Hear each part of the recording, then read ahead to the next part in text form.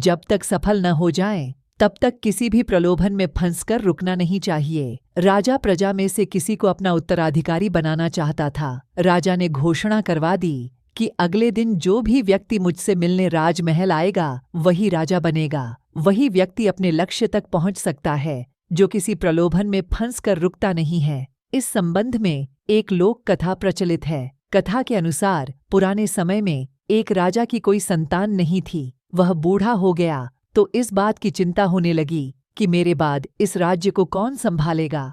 राजा ने अपने गुरु से पूछा, इस समस्या का हल पूछा। गुरु ने कहा कि राजन अपनी प्रजा में से किसी योग्य व्यक्ति को उत्तराधिकारी बना देना चाहिए। ये बात राजा को समझ आ गई। उसने अपने मंत्री से कहा कि प्रजा के बीच ये घोषणा करवा दें कि कल जो भी व्यक्ति सूर्यास्त से पहले मुझसे मिलने राजमहल तक आ जाएगा उसे इस राज्य का उत्तराधिकारी घोषित किया जाएगा। ये बात सुनकर मंत्री ने कहा कि महाराज, ये तो बहुत ही आसान है।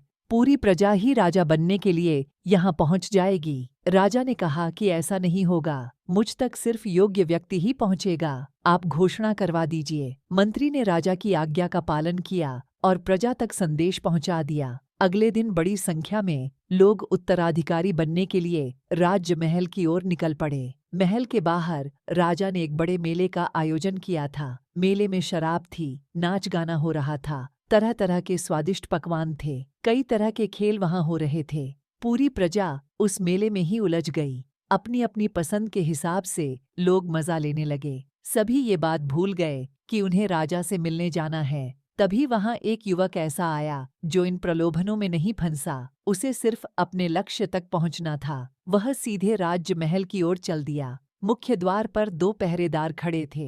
उन्होंने युवक को रोका, लेकिन वह किसी तरह उनसे बचकर राजमहल में प्रवेश कर गया। अंदर पहुंचते ही उसे राजा, मंत्री और उनके मिल गए। राजा ने उस युवक को राज्य का उत्तराधिकारी नियुक्त कर दिया। कथा की सीख, इस प्रेरक कहानी की सीख यह है कि हम अपने लक्ष्य तक पहुंचने के लिए रास्ते में रुकना नहीं चाहिए।